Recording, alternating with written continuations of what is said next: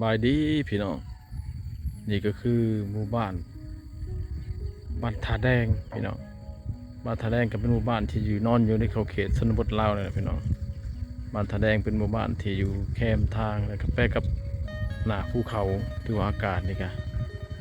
ดีคือบุพเพบ้านอื่นกันพี่น้องบ้านตัวนี้จะยาวไปตามแคมทางเลยพี่น้องเลยจะยาวเรียบไปตามแคมทางเลยพี่น้องเขามาจากเมืองเซปูนเข้ามาบ้านทางแดงนี่กับโบไกลไปในพี่น้อง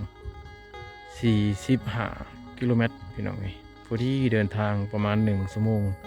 เพราะว่าทางมันยากไงพี่น้องแต่ถ้าว่าตกฤดูแล้งนะเดินทางกับประมาณ40 นาทีก็ฮอดพี่น้อง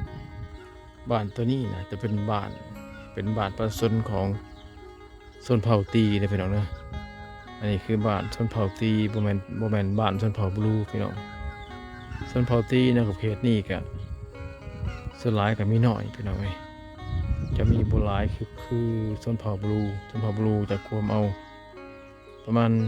80%ชนเผ่าตีเนี่ยก็มีเพียงแต่20%เท่านั้นที่ว่าต่างบ้านเรือนอยู่ตามขอบเขตชนบทพี่น้อง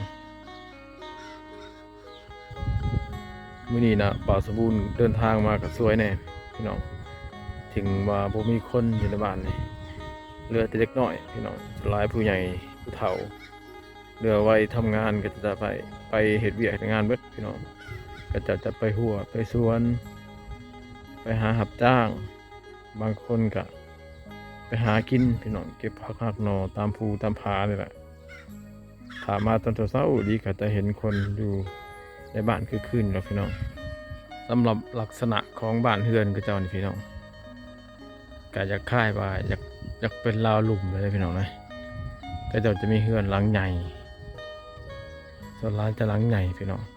จะบ่ค่อยมีละเรือนแบบน้อยๆคือเรือนแบบนี้นะพี่น้องมีก็มีหน่อยนะเพราะว่าก็เจ้ากับบริยูห่างไกลโซลิเพราะพิลึกพี่น้องเลยห่างจากตัวเมืองมากะประมาณ40 กว่ากิโลเมตรถึงเซซาแลบ้านนี้ก็จากว่าจัดเป็นบ้านที่ว่าอยากค่อนข้างอยากไปทางด้านการพัฒนาข้างวิทยาศาสตร์จะเข้ามาหลายแหละพี่น้อง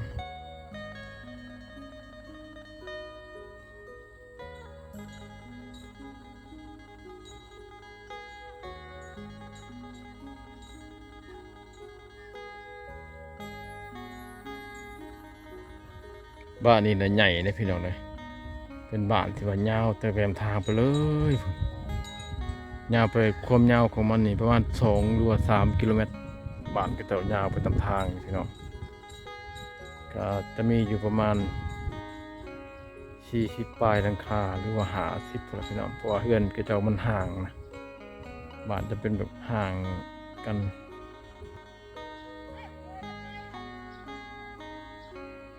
บริเวณที่ว่าบ้านก็เจ้านี่ดินเพียงก็จะกว้างนะพี่น้องเอ้ยคือบ้านอื่นนี่สลายจะมีแต่ภูผาแต่ว่าบ้านนี้นะเนื้อที่ดินเพียงก็กว้างเลยพี่น้องบ้านเฮือนก็เจ้าก็ถือว่ามันห่างกันแบบว่าบ่ได้แออัดพี่น้องเอ้ยห่างกันระหว่างเฮือนต่อเฮือนนี่นะพี่น้องลองสังเกตบางความห่างว่าดินก็เจ้าถือว่ายังกว้างยังขวางอยู่พี่น้องเอ้ยถึงแม้น้อยภูผานะถ้าเทียบไทยประชากรก็ถือว่า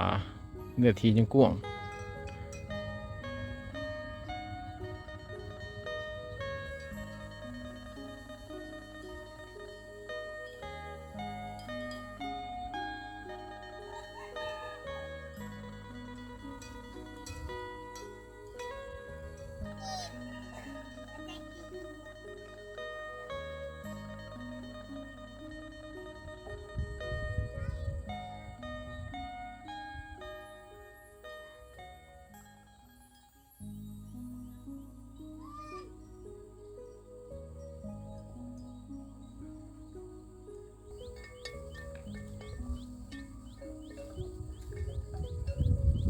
บ้านนี้นะส่วนหลายก็จะมักเลี้ยงควายพี่น้องเอ้ย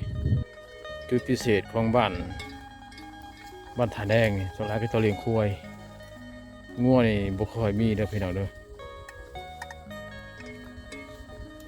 เลี้ยงควายนี่จะร้ายเป็นพิเศษในบ้านเดี๋ยวนี้อันนี้นะเป็นต้นช่วยเนี่ยพี่น้องถ้าเข้ามาต้นแรงบ่หรือว่า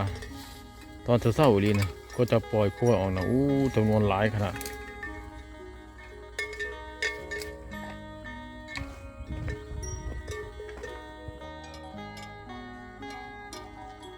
ถ้าว่าเฮามาเช้ากว่านี้นะพี่น้องเฮาจะได้เห็นบรรยากาศแบบชนบทล้วนๆเลยพี่น้องเอ้ยจะเห็นงัวเห็นควายแล้วก็เห็นเด็กน้อยพี่น้องก็จะมาเลี้ยง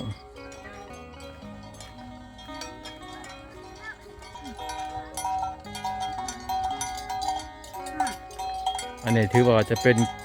ควายครอบครัวหนึ่งนะพี่น้องครอบครัวหนึ่งก็จะมีประมาณอยู่10 ตัว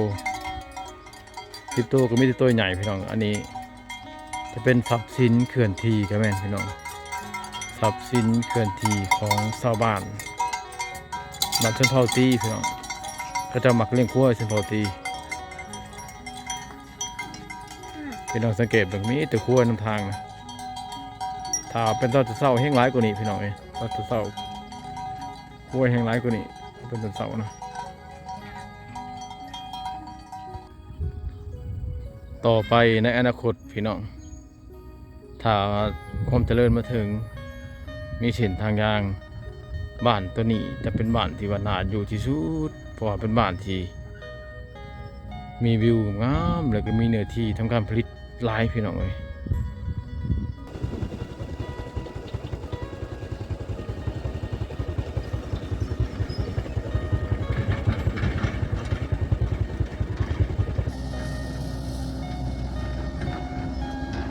บ้านตัวนี้เสียอย่างเดียวพี่น้องเสียแต่บ่มีสัญญาณโทรศัพท์ไฟฟ้านี่มีแล้วพี่น้องระบบเส้นทางเนี่ยถึงว่าจะเป็นทางแดงแต่ว่ามันก็เที่ยวสะดวกสบายคือน้ำใส้นี่พี่น้องอยากคล้ายๆระบบน้ำประปาเนี่ยก็จะเห็ดแท่งอยู่ถึงแล้วก็ต่อท่อมาให้พี่น้องบ้านเฮาได้ใส่สะดวกสบายสิ่งที่ยังขาดก็คืออย่างเดียวพี่น้องมีแต่สัญญาณโทรศัพท์บ่มีเท่านั้นพี่น้องถ้าว่ามีสัญญาณโทรศัพท์คือว่าครบเครื่องเลยพี่น้องน้ำใส่ก็สะดวกสบายเลย